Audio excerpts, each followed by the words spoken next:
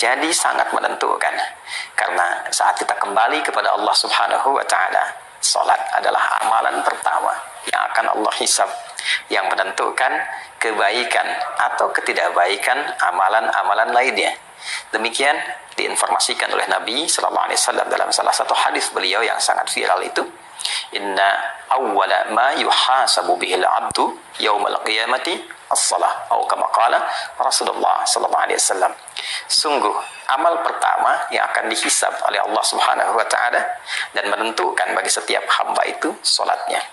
Idza salahat salahas sairu amali. Jika salat itu baik, maka ini menjadi indikator kebaikan amalan-amalan lainnya. Sebaliknya, jika salat itu tidak baik, maka ini menjadi pertanda bahwa ada permasalahan bagi amal-amal selanjutnya yang pernah ia kerjakan. Biasanya ketika melaksanakan sholat di masjid, laki-laki dan perempuan dipisahkan. Perempuan di belakang, laki-laki di depan. Atau antara perempuan dengan laki-laki ditaruh tabir atau tirai untuk membatasi antara laki-laki dan perempuan. Tetapi kali ini Panji Gumilang di Al Zaitun mengadakan sholat Jumat perempuan dan laki-laki sejajar, walaupun memang tidak bercampur, tapi perempuan dan laki-laki itu tidak dipisahkan oleh tabir. Allahu Akbar, Allahu Akbar, la ilaha illallah.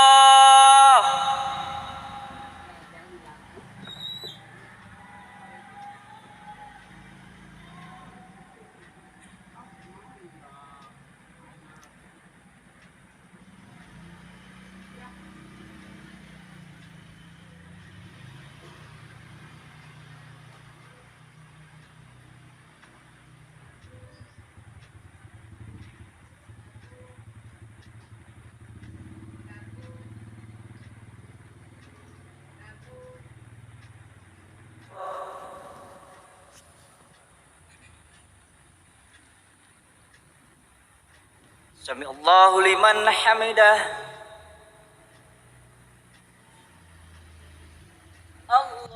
Sudah sering saya perhatikan kalau lagi sujud, Panji Gumilang tidak sujud.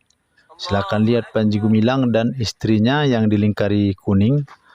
Mereka tidak melakukan sujud, tidak menempelkan dahinya sampai ke lantai. Kenapa mereka serentak sama-sama tidak menempelkan dahi ke lantai? Ada apa? Bagaimana aturan tata cara sholat antara laki-laki dan perempuan yang menghadiri sholat berjamaah di masjid? Kali ini kita menghadirkan Ustadz Adi Hidayat yang kita kenal sangat luas ilmu pengetahuannya.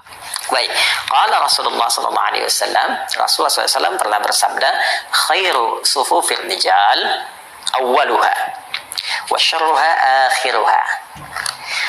Saf para lelaki itu yang terbaik adalah yang terdepan. Wa syarruha, dan yang tidak baik, ya maksud tidak baik ini urutan yang rendahnya, ya kalau tadi urutan yang paling bagusnya, urutan terendahnya akhiruha, itu yang paling belakangnya. Nah, jadi ini ada motivasi dari Nabi Sallallahu Alaihi Wasallam untuk mengejar posisi yang paling depan, paling awal. Siapa yang datang, ayo maju saf duluan, susun sampai rapi. Selanjutnya saf berikutnya, saf berikutnya, saf berikutnya. Maka orang yang bisa mendapatkan saf yang paling depan itu diunggulkan oleh Nabi Sallallahu Alaihi Wasallam, diapresiasi. Ini orang yang paling baik, ya, karena bisa menyiapkan waktunya, tenaganya, pikirannya, menyiapkan waktunya untuk mendapatkan saf yang paling depan. Ya, selanjutnya orang-orang yang mendapat yang berikutnya sampai yang paling belakang disifati oleh Nabi Sallallahu Alaihi Wasallam dalam konteks penyusun saf itu saf yang paling rendah urutannya. Ini wajar ya, sebagai bagian dari motivasi. Sebaliknya, wa khairu sufufin nisa'i akhiruha wa syarruha awwaluha. Sedangkan untuk saf perempuan itu paling belakang, ya kan? Paling belakang. Dan dipandang yang paling rendah kalau ia mengejar ya yang depannya. Nah, Nah, ini apa maksudnya nih? Ya, jadi apa maksudnya? Apakah kalau sudah ada saf perempuan sudah dibatasin tiba-tiba paling jelek di depan, paling bagus di belakang? Ya. Nah, ini bukan itu maksudnya. Ya, yang dimaksudkan oleh Nabi Sallallahu Alaihi Wasallam di sini adalah seperti dikomentari oleh Al Imam An-Nawawi. Jadi kalau kita melihat kepada syarah Sahih Muslim ini, ya ini yang kitab saya ini tanpa syarah, ada satu lagi yang bersyarah 9 jilid syarah Imam An-Nawawi.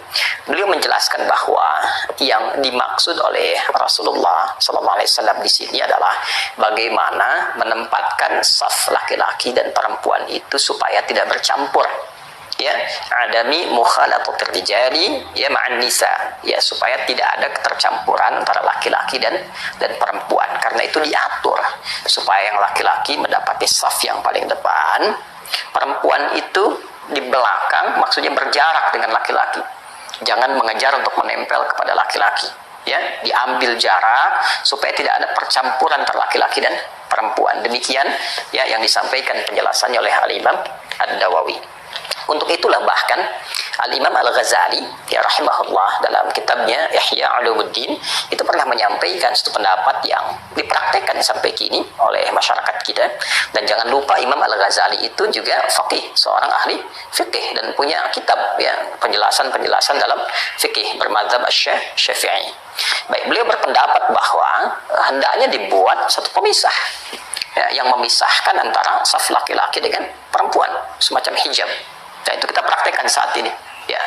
Dan apa di antara fungsi hijab itu melanjutkan pandangan Al-Imam An-Nawawi supaya tidak terjadi percampuran, bukan hanya percampuran secara fisikal tapi juga percampuran secara non fisik yang mungkin saja ketika terlalu dekat perempuan dengan laki-laki, yang perempuan bisa melihat ya gerakan laki-laki atau mendengar suara-suara dan sebagainya ya.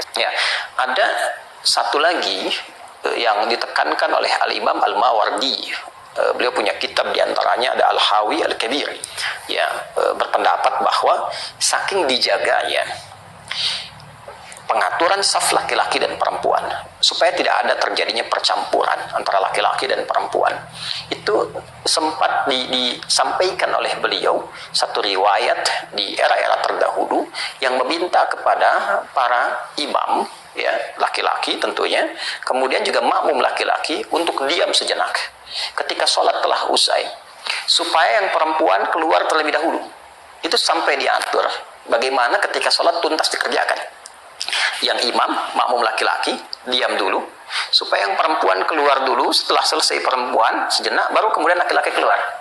Anda bisa bayangkan, jangankan di dalam sholatnya, pasca sholat pun ulama yang berpandangan dengan sangat hati-hati supaya tidak terjadi percampuran, supaya tidak terjadi terlihatnya mungkin aurat-aurat perempuan yang sekat-sekatnya terbatas.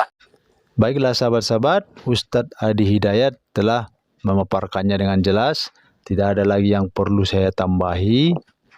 Saya sudahi pembahasan sampai di sini. Sampai ketemu lagi di topik yang akan datang. Assalamualaikum warahmatullahi wabarakatuh.